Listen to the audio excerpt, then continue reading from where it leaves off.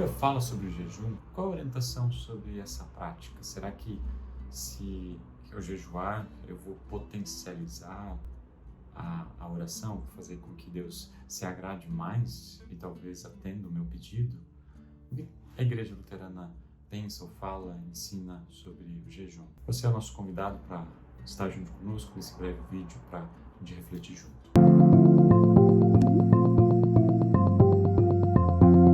Nesse pequeno vídeo a gente vai falar um pouquinho sobre o jejum no contexto da Bíblia. A gente vai perceber que no Antigo Testamento e tanto no Novo, o jejum ele aparece até de uma maneira bem frequente. Lá em Levíticos capítulo 16, a gente vai perceber que Deus ordenou o jejum uma vez por ano. No 10º dia do 7º mês, todo o povo de Israel, no dia do perdão, ele precisava se abster dos alimentos ao longo do dia, justamente para que os sacrifícios que fossem ser oferecidos pudessem ser recebidos para perdão dos seus pecados. Em outros momentos ao longo da caminhada do povo de Israel, especialmente antes de momentos mais difíceis ao longo da caminhada do povo de Israel, crises nacionais, lutos, tristeza, o povo de Deus jejuava. Por exemplo, a gente vai ter lá em 2 Samuel, Davi jejuando por Abner. A gente vai ter líderes religiosos chamando o povo em momentos de crises, justamente para que o povo jejuasse. Então, era um sinal sim de tristeza, era um sinal de luto, muitas vezes, de crises nacionais, mas também era um sinal externo de arrependimento em relação aos seus pecados. O que chama atenção é que já no Antigo Testamento, até a gente tem um diálogo muito interessante ali em Isaías 58, o povo estava questionando, mas por que, Deus, a gente precisa passar fome? Por que a gente precisa jejuar ou deixar de comer se tu, Senhor, não se importas com isso?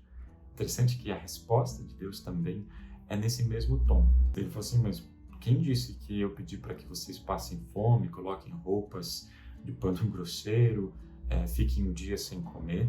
Porque o que vocês fazem no jejum? Vocês exploram os mais necessitados, né? Vocês brigam uns com os outros, entre tantas outras coisas.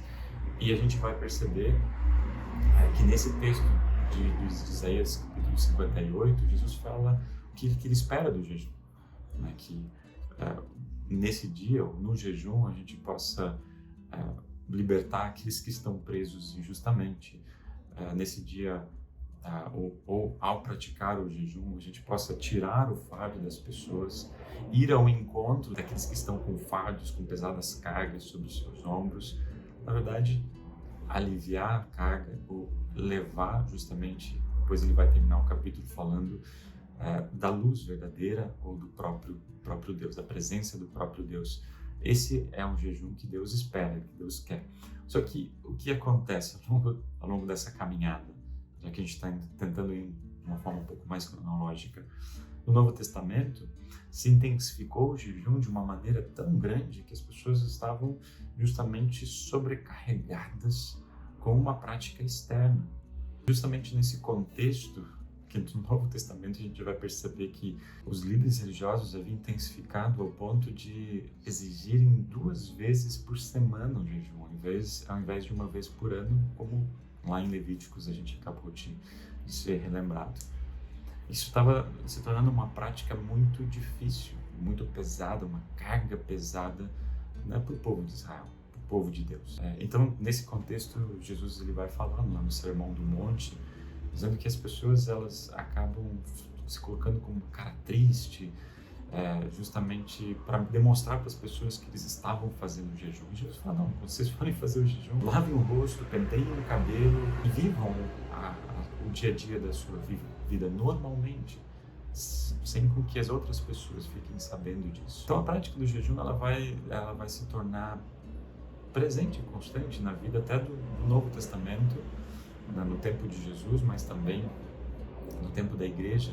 Em Atos, por exemplo, quando Paulo e Barnabé, antes de irem para a sua primeira viagem missionária, estavam na igreja reunidos, adorando e jejuando. O ponto, que trazendo esse pouco desse contexto, é a maneira como o povo de Israel, o povo de Deus, e muitas vezes o povo cristão, ele olha para o jejum como um fato, uma maneira de tentar se aproximar de Deus ou tentar ganhar um favor de Deus. Já lá no Antigo Testamento, Deus já falou assim, não é assim, né? Não é para que se ganhe um favor ou que eu esteja mais próximo, ou até mesmo para que possa receber o perdão dos pecados. Por isso, como é que a Igreja Luterana entende o jejum? Primeiro, eu acho que esse ponto precisa ser bem claro, bem destacado. O jejum ele não serve para que a gente possa ganhar certos favores ou estar mais próximo de Deus, né? Nessa tentativa, né, de sensibilizar a Deus a nosso favor, dizendo, olha como eu estou me sacrificando, olha como eu estou deixando de fazer algo para mim, nesse sentido mais próximo de Deus. Também não é no sentido de ser uma obrigação. O verdadeiro cristão é aquele que jejua. Por isso, o jejum, dentro das vezes que é mencionado nas confissões, no catecismo, ele não é na perspectiva de oferecer perdão dos pecados. Isso fica bem claro, por exemplo, no Catecismo Menor, que é uma das situações onde o jejum ele é até sugerido. Alguns cristãos luteranos ainda praticam isso. Domingos, por exemplo, ou em situações de culto que tem a Santa Ceia, se diz lá no Catecismo que jejuar e preparar-se corporalmente é, sem dúvida, uma boa disciplina externa, mas bem preparado é aquele que tem fé nas palavras dado e derramado em favor de vós para perdão, para remissão dos pecados.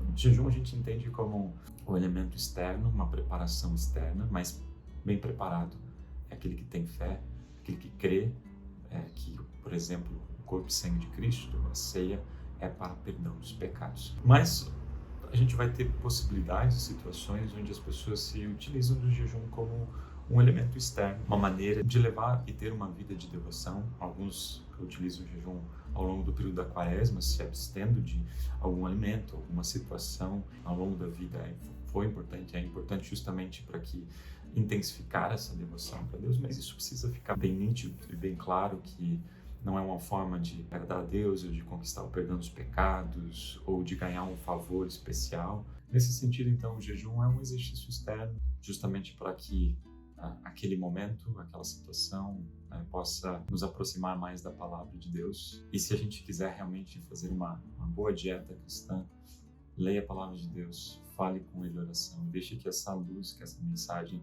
ela produza muitos frutos em nossos corações. Ou seja, a gente reconhecer que não são as coisas que nós fazemos para Deus que vai fazer Deus se agradar mais de nós, é mais daquilo que Deus faz por nós.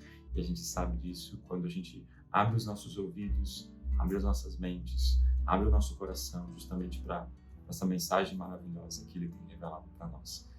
Esse é o melhor jejum que a gente pode fazer, aquele que a gente está próximo da luz, que é Jesus, da palavra que nos consola e nos ampara.